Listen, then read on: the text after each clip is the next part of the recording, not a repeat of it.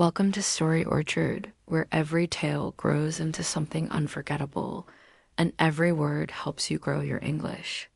Before we dive into today's story, tell me, do you enjoy listening with a cup of coffee or is tea your thing?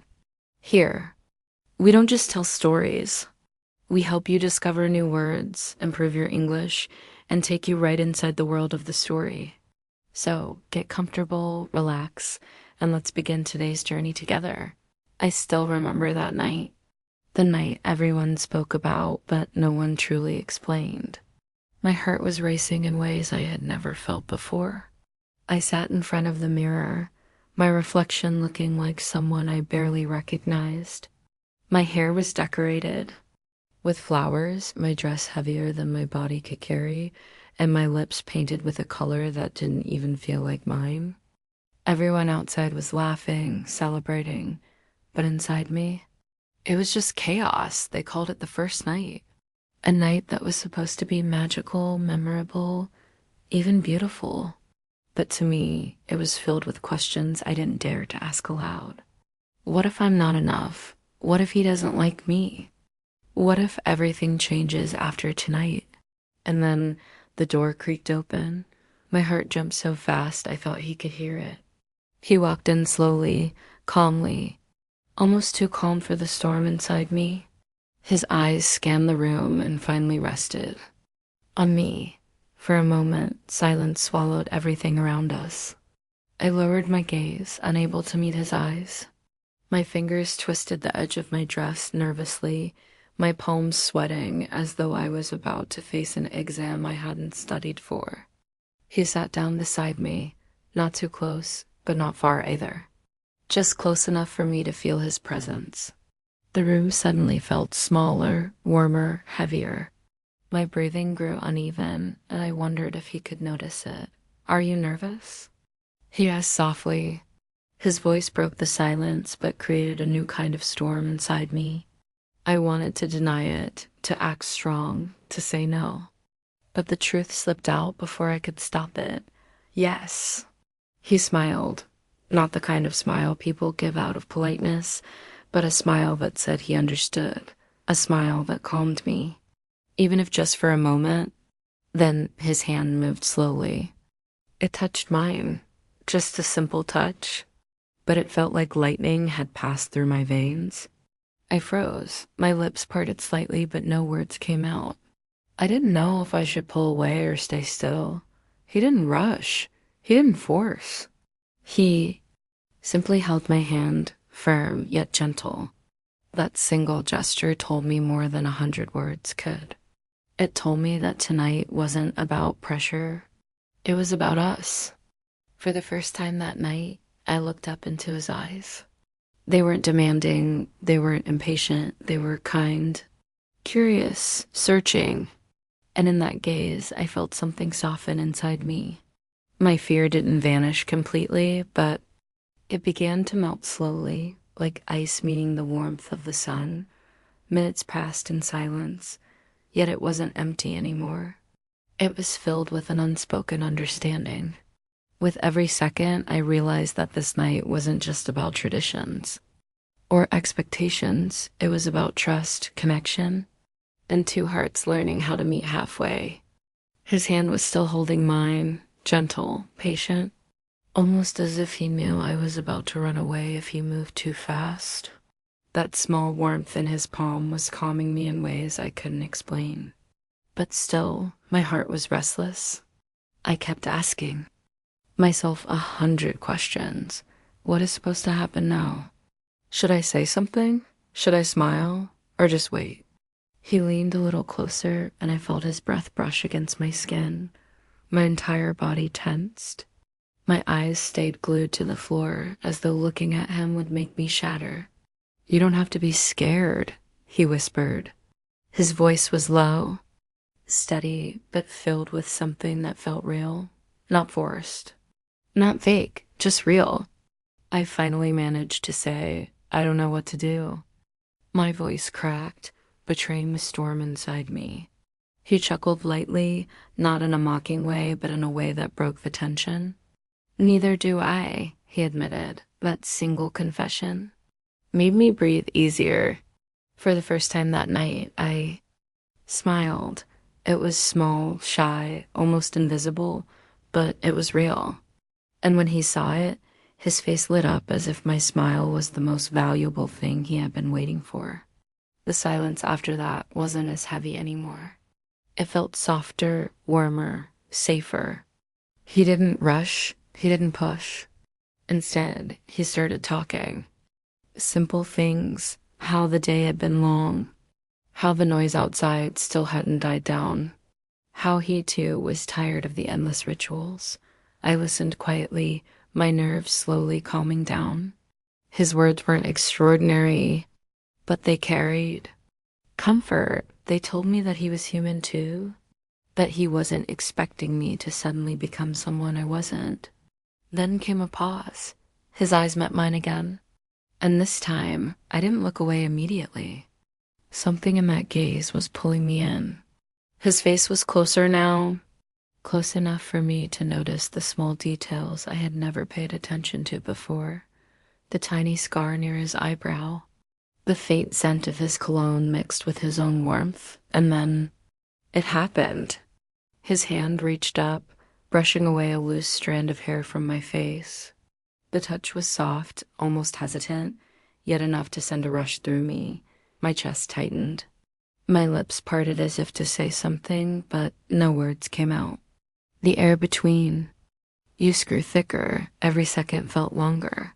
He leaned closer, his eyes searching mine for permission, for acceptance. I froze again, caught between fear and curiosity.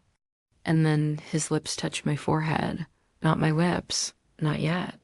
Just my forehead, a simple kiss, but it shook me to my core. It wasn't bold, it wasn't rushed. It was gentle, respectful, and full of care. I felt my eyes sting. Not from sadness, but from relief. Relief that this night wasn't about pressure. It was about patience. He pulled back slightly, giving me space, giving me time. And in that moment, I realized something. Tonight wasn't about proving myself. It was about trust, about taking one step at a time. But the awkwardness wasn't gone yet. I laughed nervously, my voice shaky. This feels strange. He laughed too, his tone light and genuine. Of course it does. We're both new to this. That honesty, that openness made me feel safer than anything else. For the first time, I didn't feel like I was trapped in a tradition. I felt like I was with someone who wanted to know me, not just claim me. The night moved slowly. We talked, we paused, we laughed awkwardly. Every little thing felt new, unfamiliar, but exciting in its own way. Every touch, every glance carried meaning. And when his hand finally cupped mine again, I didn't pull away this time. Instead, I let it stay. I let myself feel the warmth, the comfort, the connection.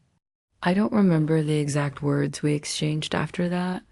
All I remember is the feeling, the slow breaking of walls I had built around myself, the gradual ease settling in my heart, the realization that maybe, just maybe, this night could be more than just awkwardness and fear.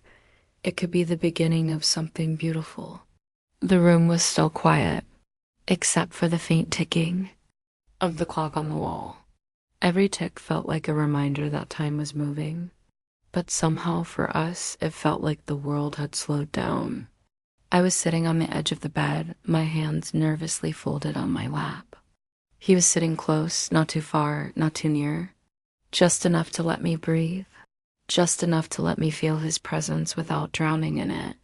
Then, slowly, carefully, he reached for my hand again. This time, I didn't hesitate.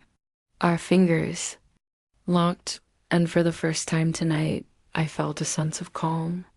"Are you okay?" he asked softly. His voice carried patience, like he truly wanted to know, not just ask. "Yes," I whispered, and I meant it. He smiled, not the kind of smile people give in public, but the kind that feels private, personal. He shifted a little closer, his shoulder brushing against mine. My body tensed, but I didn't pull back. Instead, I let it happen. Because somehow his nearness didn't feel heavy anymore. He leaned in slowly. And this time, I didn't freeze completely. My heart was racing, my breath uneven, but I stayed still. His lips touched mine, softly, carefully, almost as if asking again, "Is this okay?" The kiss was gentle, not rushed, warm and trembling, just like me. My hands gripped the bedsheet, my chest tightened, but something inside me whispered, "Let go, trust it, trust him." And so I kissed him back, awkwardly, nervously, but honestly. For a moment, all the fear melted away, replaced by a strange sweetness, a strange comfort. When he pulled back, his forehead rested against mine. Our breaths mixed, uneven and shallow, but real. No pretending, no acting, just two hearts trying to find their rhythm. I whispered without thinking, "This feels different. Not like what I imagined."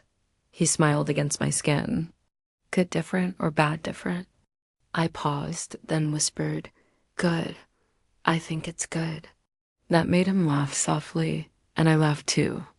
The tension broke again, replaced by something lighter, easier. The rest of the night wasn't about grand gestures or dramatic moments. It was about small things, talking about little memories, sharing pieces of ourselves we hadn't told anyone, smiling at stupid jokes, sitting in comfortable silences without feeling the need to fill them. Every second was a step forward, a step away from fear and closer to trust. And when I finally rested my head on his shoulder, I realized something important. Tonight wasn't just about the tradition people had been whispering about all day. It wasn't about expectations or pressure. It was about learning to be seen, learning to let someone in slowly, gently, honestly. As my eyes grew heavy with sleep, I whispered to myself, maybe this is how love begins, not with fireworks or perfection, but with patience, awkwardness, and quiet promises. And in that silence, in that closeness, I knew my first night wasn't the end of my fear. It was the beginning of something far more important. The beginning of us. Share your thoughts in the comments and tell me, where in the world are you listening to Story Orchard from? I love reading all your messages. If you enjoyed this story and learned something new, make sure to subscribe to Story Orchard, because every day a new tale and new words are waiting for you. See you in the next episode. Until then, keep listening, keep learning, and keep imagining.